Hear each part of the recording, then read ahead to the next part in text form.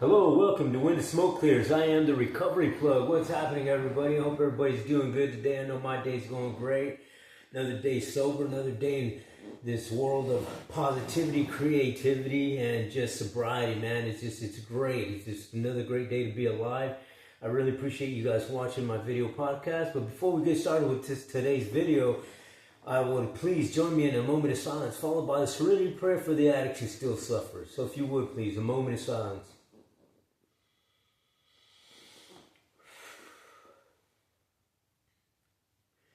God, grant me the serenity to accept the things I cannot change, courage to change the things I can, wisdom to know the difference. All right, well, let's get started. Man, what's happening, man? It's going good today. It's I gotta go to school in a little while. I'm doing a little bit of some schooling, kind of gain some more knowledge. You know what I mean? But I got a test today, so I'm kind of a little nervous about it, but I think I'm going to do pretty good. But before we get started, man, let me explain what my topic today is going to be. I'm going to read you a story of a part of a book that I'm reading, and I don't know, this book's really been great, man. It's got a lot of stories in there, you know what I mean, and I just wanted to share this with you guys, and because if it makes me feel some kind of way, you know what I mean, then I think that maybe I need to share it with somebody. So let me pick the book up, and let me read it to you, and let me put this mic down. Hopefully you guys can still hear me with me setting this thing here. Grab these things, because you can't read anything without these. Alrighty. Well, I think I'm going to switch them out. All right, well, let's get started here. Okay, I'm going to read you it's part of chapter 3 in the book of Everyday Dharma. Very good book right here. And this book is written by Sunil Gupta, I believe that's how you pronounce it, but it's Everyday Dharma. Very good book. I really recommend it. And what I'm going to read a little bit of it here to you guys, and we'll get on with it, and kind of elaborate a little bit and how I feel that it's helped me, and maybe that how I can relate to it and that sort of thing. So I'm going to jump in here, and this thing says, in the late 19th century, two strangers, one a titan Eastern philosophy, the other a giant in Western science, happened to be in the same audience for a play headlined by French actress Sarah Bernhardt. Both men caught Miss Bernhardt's eye. After taking a final bow to a standing ovation, she pointed them out to her stage manager and requested that they visit her backstage. Both men showed up at exactly the same time. They couldn't have been more different. One was visiting from India, dressed in a white linen and wearing saffron-colored turban. The other was a Serbian immigrant, immaculately dressed in a three-piece suit and sporting a finely groomed mustache. As they walked awkwardly, waited for the actress, the Indian man broke the silence. "Hello," he said with a deep and rich Calcutta tone. "I'm Swami Vivekananda." The Serbian man extended his hand. "Nice to meet you. I'm Nikolai Tesla." By the time the actress joined Tessa and Vivekananda, the two were locked in conversation. Vivekananda was drawing Dharma frameworks in the air, while Tessa animately connected those principles to the scientific method. How was it possible, Tesla wondered, that these ideas were written about 1,000 years ago? That's when Vivekananda introduced Tesla to a concept that would influence how Tesla saw the world. Pronounced Prana. Prana is the animating force behind your Dharma. It is an energetic current that buzzes inside of you, making you feel alive and engaged. When you tap into your prana, you feel lit up, energized, and creative. When you don't, you feel depleted, apathetic, and burnout. The tiniest task can sound overwhelming, and the smallest setbacks can seem incapacitating.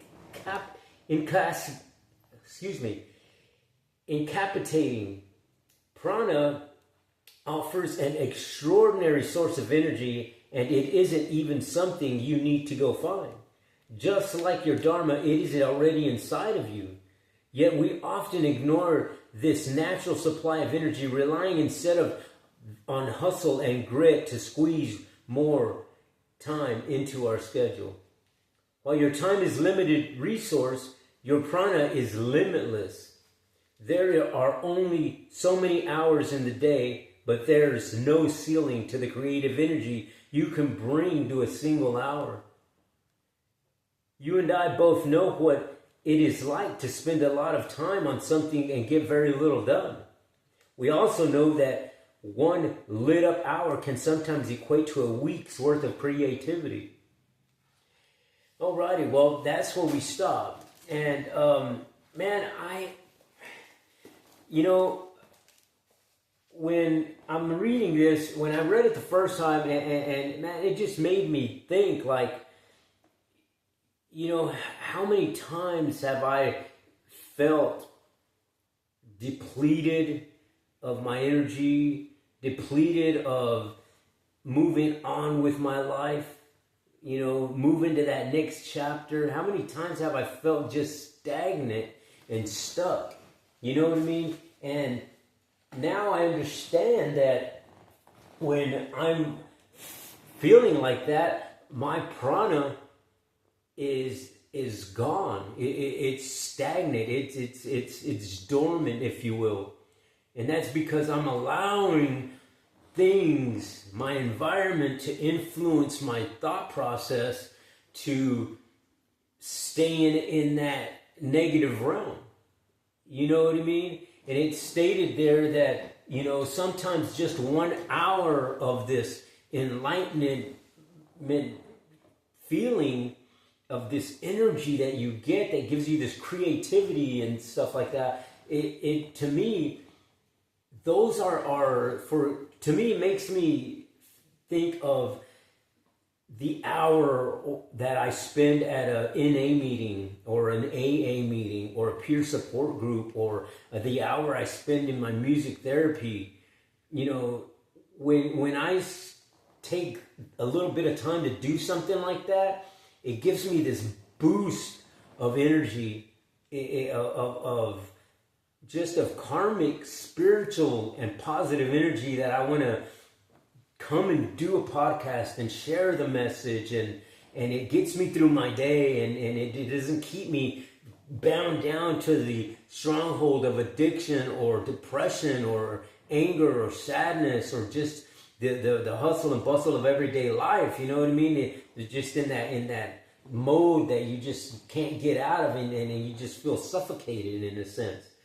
And when you spend just a little bit of time, even if it's 10, 15 minutes, just, taking time for yourself and looking inward and just, being happy that you're breathing air, being happy that you're alive. Number one, that you have, if you're sitting here breathing, looking at this podcast, that means that you still have a chance. There's hope for you. There is more to come in your life. We live in a life of seasons. We live in a life that comes and goes. Different parts of our lives come and go, and every day is a new chapter. Excuse me. Every day that you get up in the morning is a new slate. That's why they say 90 meetings in 90 days. If you do something long enough, repetitive enough, you'll start remapping your brain, and your thought processes and your actions will be automatic almost. That you'll get up like I get up every day. The first thing I do is, as soon as I get up, I'm praying. I'm chanting mantras and praying, and it just happens. As soon as my eyes are awake and I'm aware of what's going on around me, the first thing that pops into my brain is prayers and mantras, because I've been doing it for so long. Like my brain is automatically programmed. Okay, as soon as your eyes wake up, this is what you do. And, it's just amazing to me how that works. And it's also amazing to me how blinded you can be and how easy it is to not find that prana. You know what I mean?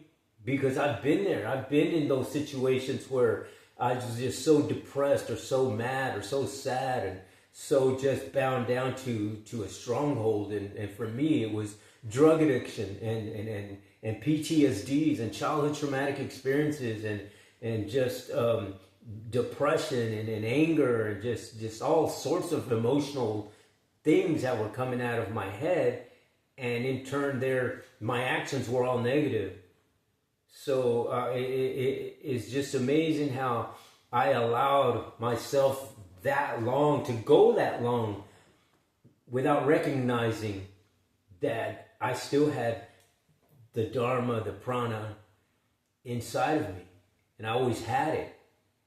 It's just like you always have your higher power there to lean on and to show you the way, to map to map your brain out of what it is that you're going to be thinking and the actions that you're going to be doing.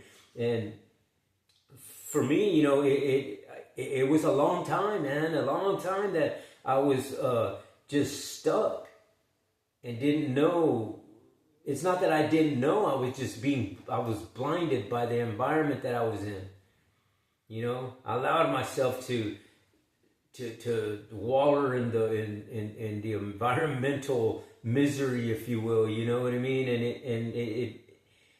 And I'm grateful. I'm grateful that I was able to wake up. I was grateful that I got that second chance. I'm grateful that I'm here today, breathing and living a life of positivity, spirituality, and recovery. But I could have only done that through seeking my higher power and the positive energies of my cosmos and Mother Earth and how I feel from my heart to my brain and my soul. And I'm just grateful that I was able to realign myself with that energy field, you know what I mean? Because I know that since I've done that, nothing but positive things have been happening to me. There's no negativity. Don't get me wrong, there's negativity that comes in, but I'm able, because I have the free will that my higher power gave me. My higher power gave me the free will and the ability to crush snakes and scorpions and not allow them to dictate where I'm going to lead my life. And the more I do this, the more practice I do, the more repetitiveness of my positive actions, the easier it has become, and the more positive karma has been coming my way, because that's what I manifest. And I just think that story was great, man. How they say that just a little bit, just an hour of just this whole creative thing that this whole hour of being involved in this ball of energy. Because when you go to these meetings and you go to these peer support groups and you go to these places that are gathered up people who are seeking the same thing you're seeking, that's a lot of energy that you're surrounding yourself with. That's positive. You know what I mean? Because I can remember when I was in addiction and everything that I did and everybody that I hung out with was doing the same thing that I was doing. So the karmic energy there was negative. All of it. You know what I mean? And as long as I was in that environment, that's what I got out of life. Nothing positive ever happened to me while I was there, ever. In 5 years of my last relapse, I relapsed after having 10 years of sobriety. I relapsed and for 5 years, and in those 5 years was nothing but misery. Nothing positive ever came out of it at all. But I'm sitting here doing this video podcast as living proof that your life can change if you are open-minded and willing and truthful about what you want. And for me, it was a 360-degree switch. You know what I mean? I had to change everything, places, people, things. I changed it all. And the way I'm living today, I'm grateful. I'm grateful to my higher power that I'm able to live the way I'm living at this moment in time in the here and now. And to be able to not be a homeless person anymore, and being in the streets and in the struggle, and having my own place that I live in now with my daughter, and it's beautiful. You know what I mean? It's beautiful to be able to reconnect the dots of your life into a positive way and in a spiritual way, and just by doing a little bit of creativity, a little bit of getting out of your comfort zone. You know what I mean?